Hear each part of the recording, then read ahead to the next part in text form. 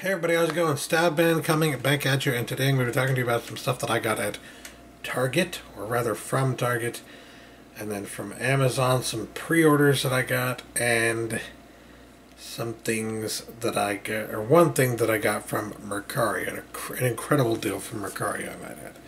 I'll start off with the things that I got at Target.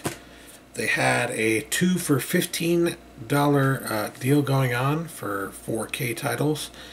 And usually when these pop up, I mean, it's not like a new thing. They're usually, Best Buy will have a 2 for 15, 2 for 30 thing, and Amazon has like a 3 for 50 thing. You know, that it's not like a new thing. It's not like a special deal that never happens, right? It happens frequently where they have the 2 for 15 or even 3 for 50 deals for 4K titles. But usually the 4K titles that are included aren't necessarily titles that are worth a whole lot on 4K anymore anyways, you know what I mean? They're titles that if you look around you can probably pick them up for less than the deal that they are offering. So I always take a look when a new one like this pops up just to see if there's anything on there that on the list that they have that's like not typically that cheap.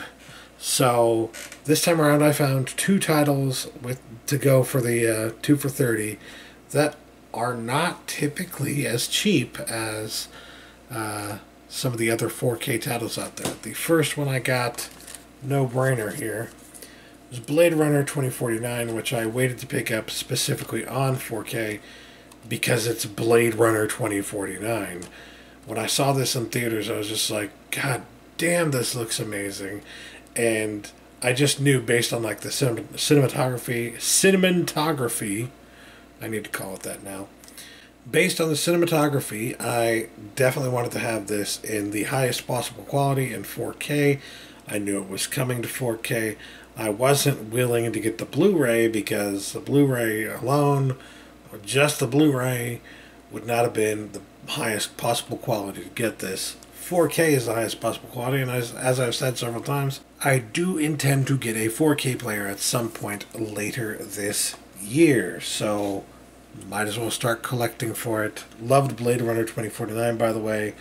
I don't know why a lot of people didn't like it, but I think it was excellent. And then the next one that I picked up here for $15, again, 2 for 30, was It on 4K.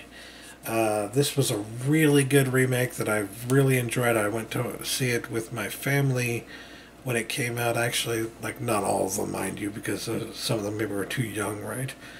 But definitely went to see it with my nieces, and they got scared and they had fun, and you know, I loved it because, like, as a horror fan, it was just like, this is awesome, you know what I mean? And yeah, I think they did a really good job with it. There are areas maybe that were in this that apparently got the story better than the TV series that came out in the 90s. I want to say it's just a movie, but it was like done in 2 parts, right? And so it was more of like a mini series with 2 parts. So this mini series apparently didn't do a great job of representing everything that was in the book, and probably because some of the things that happen in the book are really disturbing, so they didn't really go into as great a detail in those specific areas of the story in the TV miniseries, but they were able to go into greater detail with those particular subjects in the movie right here. So that was pretty cool to see that. I think it was the scene with the daughter, and I don't even want to get into it because it's a spoiler, right? But it is nice whenever they can do more respect to the original source material with a movie, like especially a remake. But at the same time, like, I still really love the original TV series. I feel like the miniseries is excellent. And there are still certain things that I don't understand how they did special effects wise in that series. That just like the balloon bouncing down the street. There's a scene I can't remember if it happens at the end. No, it doesn't happen at the end of the first one. I think it happens in the second movie. It might also take place somewhere in the first movie. I don't remember exactly where it is, though. But there's a scene where one of the characters sees a balloon, and it just kind of like bounces and bounces and bounces in this really weird way. And it just starts like bouncing down the street and all that. And I look at that today and I'm just like, yeah, I guess you could probably do that with fans. But like, how hard would it be to like get the shot that you want? And how long did they have to take to get the shot they wanted there? Because like, I don't believe there were a whole lot of cuts in that scene, and it was just like, you know, it perfectly bounced in this really weird way all the way down the street. I just don't know how they did it. If it was just fans, color me shocked, because I don't think it would be easy to use fans to recreate specifically the way the balloon bounces down the street that way. I think it would have taken them many shots to get that scene if it was just fans. So, whatever the case may be, I guess what I'm trying to say is there are elements of that movie that I still find spooky and creepy, and how the hell did they even do that? And for similar reasons to like Poltergeist, where it's just like, you know, one of the things that I find creepy about Poltergeist is that they used actual bodies, like actual skeletons in that movie. I mean, there are elements of those movies, horror movies from that time period, where they were just taking that kind of approach to it. That was just, it's really disturbing when you actually think about it now, right?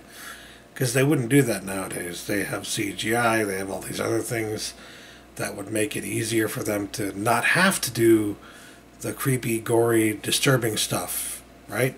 Even though I like this movie and I feel like it's a great adaptation, I still also really like the original. So, yeah, take that for what you will. But I'm glad that I got it on 4K for $15, because I believe both of these titles, both it and Blade Runner 2049, typically still in like the $20 to $25 range for 4K. So, 15 is a pretty damn good deal. Anyways, speaking of things I probably spent way too much money on but don't care, I got 2 Shout Factory releases. These are pre-orders, titles that just came out. Both of them are John Carpenter films. So, the first one here is In the Mouth of Madness, and I had never seen it before I got this, and then I popped it in the second I got it, and really enjoyed it. Quite enjoyed it. I think it was an excellent film. Honestly, there were areas in like the plot that I was just like, they could totally go down this rabbit hole and this rabbit hole and this rabbit hole, and I kind of want to see what would happen if they did, but we'll never get to see that, you know?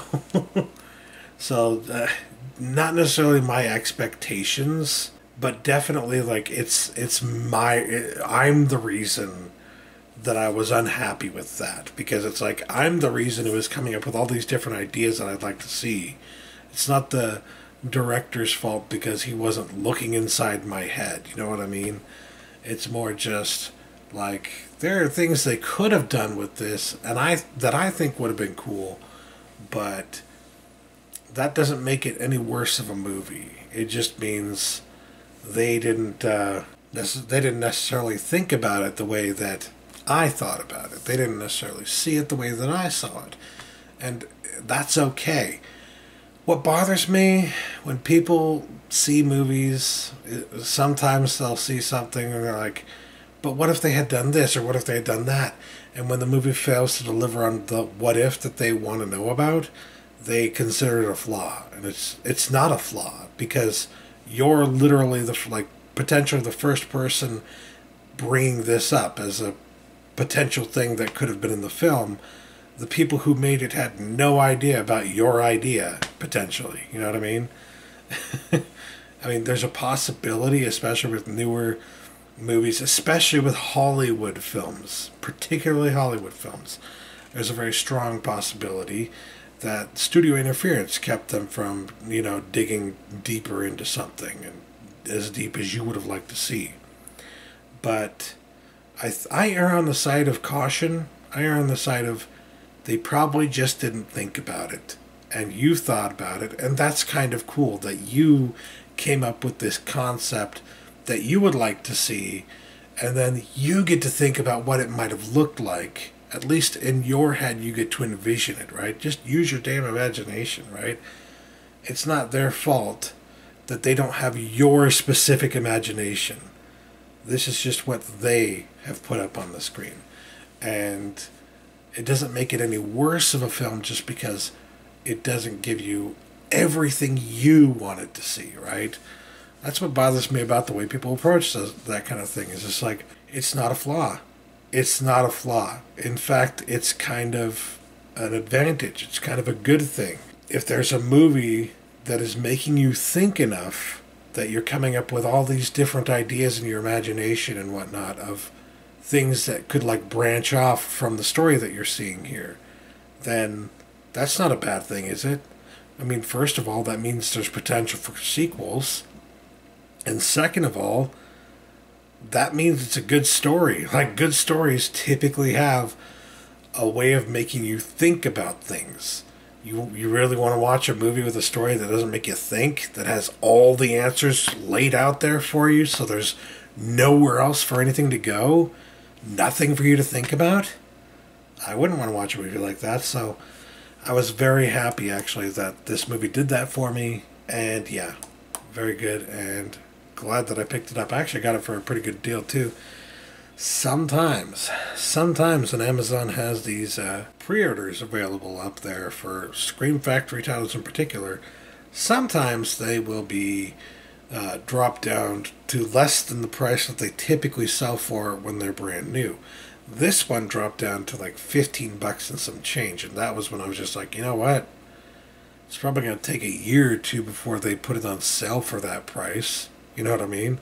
So to get it brand new in a pre-order form for that price is a pretty good deal, and that way you secure the slipcover. This is the original artwork, by the way. Not too big of a fan of that, but whatever. Very good movie. Glad to have it. Next up here, the second title I got from Shout Factory, or should I say Scream Factory, another John Carpenter movie, but not a movie you'd probably think of as a John Carpenter movie, and that is Memoirs of an Invisible Man, starring Chevy Chase. So this, of course, is a movie based on the Invisible Man movies from the Universal Horror Classic series, and it's actually brilliantly done, hilarious. And I recently got it on DVD because I was so tired of waiting for it to come on Blu-ray, and I just figured, you know what, it's probably just never going to come to Blu-ray. So, as usual, I buy something on DVD, getting tired of waiting for it to come out on Blu-ray, and bam, somebody puts it on Blu-ray. That should tell you something. Every time I'm tired of waiting for something to get a release, I just need to go out and buy it in another form, in some way, shape, or form, because without fail, it is when I buy those things, it is when I put those things in my collection, that suddenly a company comes out and says, oh, we should do that. We should put that on Blu-ray. Very happy to have this in my collection on Blu-ray now. Sad that my DVD doesn't have the same value that it once had, but still happy to have this nonetheless. I think, in fact, there might be a few special features on the DVD that are not included on this. I have to double check. But regardless, just the first time in high definition. The real bummer, I would say, is that it's only a 2K scan. But, again, it's literally the first time this has been on high definition at all. And the way things are going, it might actually be the only high definition print we ever get of this movie. I mean, yeah, maybe there's a chance that it gets put on 4K, but I don't know if you'd noticed, but way more things put out on VHS than were ever put out on DVD. Way more things put out on DVD than were ever put out on V8 on Blu-ray. Way more things that were put out on Blu-ray than have been put out on 4K. That is the trend, okay? Some things are never going to be brought from VHS to DVD or Blu-ray. Some things are never going to be brought from DVD to Blu-ray or 4K. Some things are on Blu-ray are never going to be brought to 4K. So that's just the reality of the way these things work. It's the reality of the way things are working in the physical media landscape, and have, for the most part, it worked. It's the way that it has always worked. So as a result, you kind of need to jump on these kinds of things when you can and assume that maybe this is the best you're going to get, because it's a possibility, especially with these like more cult type films. When I was growing up, if you told me this would be a cult film, I'd have laughed in your face, because I think this was on TV like all the time when I was growing up. But somehow it's been just so hard to actually get this on Blu-ray. So yeah, but I really love it, and I'm glad that I have it now in high definition, and glad to have it in my collection. Next up is one thing that I got from Amazon used because it was a really good price. I got Howl's Moving Castle. Love me some Studio Ghibli. I think I saw this during the same event where I discovered a lot of Ghibli stuff. At the time, I had only ever seen Princess Mononoke and Spirited Away. Those were the only two Ghibli movies I had seen when this event happened. But then, was it TCM or AMC? I think it was TCM. Did like a celebration of Hayao Miyazaki. And in this, during the celebration, they had all these, they had a couple days per week in a month. I think it might have even been on the weekends, where they were doing like a full day of Miyazaki movies, and they'd do the Japanese language version first, and then they'd do the English language version next of the same movie. So it'd be like, was it Porco Rosso, I think? They'd have the Japanese language version of Porco Rosso, and then immediately following it, they'd show the English language version. And they showed like 3 or 4 movies twice that day, one in Japanese, one in English, throughout the whole day as like a celebration of Hayao Miyazaki. And through that, I discovered a lot of the Studio Ghibli movies. And I believe it was through that that I discovered Howl's Moving Castle, which, pretty good movie. It was never one of my favorites, I'll be honest, and that's why I put it off this long, right? But when I saw it sitting there on Amazon for about $7 and some change, I was like, yeah, I'll do that. And what's even better is, it came with the Disney Movie Club, or Movie Rewards, I should say, code. And I tried it, and it did actually work. So, yes, I got the Disney Movie Reward points for this, regardless of getting it used. That was pretty awesome. And the fact that I got it for less than $10 is pretty cool, because I believe like there are re-releases of these. I'm quite aware that they have re-releases of these out there, but I'm almost 100% sure that those re-releases either have fewer special features or the exact same special features as these releases. So there's literally no reason to collect those if you've already got a bunch of these, and I do. So I'm specifically looking for the blue label versions, rather than, I believe they're silver label versions that are coming out now. So yes, I want these blue and gold ones up here versions, and glad to have, I believe the older ones are also the only ones that have the yellow spine, but I could be wrong about that. Whatever the case, I can't wait to watch this again. It's been so long since I saw it again. Like the last time I saw it would have been through that event, which would have been, I think it was in the mid-2000s, 2006, 2007, something like that. So it's been at least 10 years. It's about time that I revisit this. Very glad to have this in my collection finally. And then last but not least, certainly not least in fact, is a movie that I've been trying to get on Blu-ray for a long time, but it's been way too expensive because it's been out of print.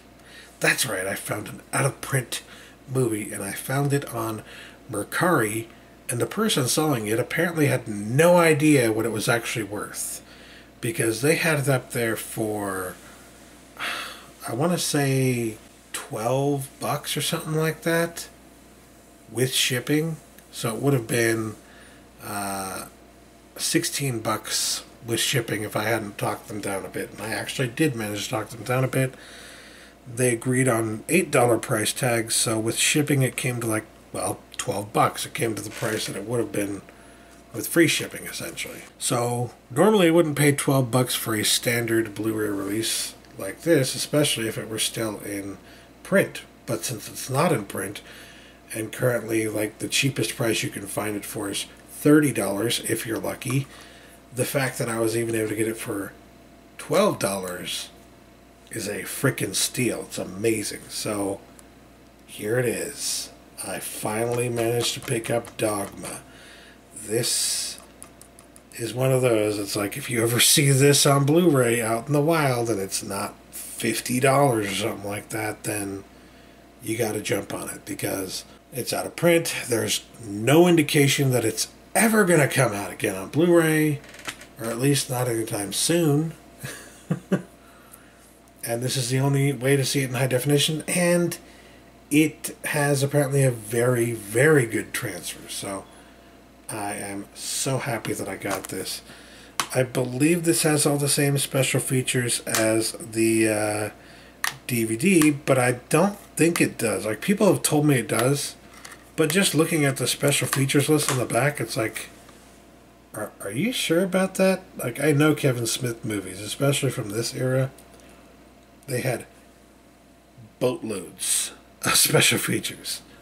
I don't think that's all the special features that are on the DVD. I think you need to get the DVD as well, which, by the way, because it's so hard to find this Blu-ray, the DVD has also risen in price over the past few years. And I think also because a lot of those DVDs got chewed up by DVD players, and, you know, I don't think the DVD is in print either. So you got to get it secondhand, and if you got to get it secondhand and there aren't any new copies coming out, and a lot of the old copies are either destroyed or, you know, just won't work very well because they're scratched up, then what are you going to do? The price raises as a result of that kind of thing. So I got the Blu-ray. Now I need to find the DVD, but I think I can find it. I don't know when, I don't know how, but I'll probably find it eventually. I think that and Predator will be among the DVDs that I'm desperately trying to find out in the wild, that for whatever reason I can't find them. Predator is the one that always shocks me, that it eludes me, because you'd think Predator wouldn't be too hard to find. It's a pretty popular movie. There have probably been not hundreds of thousands, but tens of thousands of copies of Predator printed on DVD. And I don't want the Blu-ray because the Blu-ray has a crappy transfer, so I want the DVD. So I keep looking for the DVD out in the wild used, and it's never anywhere to be found. Either people really love their Predator DVD copies, or, like, I don't know. I just never find it anywhere. It just seems to me like one of those movies that would be everywhere, but it's nowhere to be found. I don't know. What am I doing wrong? What am I doing wrong? Whatever the case is with that, whatever it is I'm doing wrong, clearly I'm doing something right if I got Dogma for $12 on Blu-ray. That's pretty cool. So yeah, I'm pretty happy with the pickups that I made this time around. Some 4K titles to add to the 4K collection. Some John Carpenter Shout Factory titles to add to the collection. Some Studio Ghibli and Dogma. Good stuff. Good stuff. So that'll do it for me today. Thanks for watching, guys. Catch you later.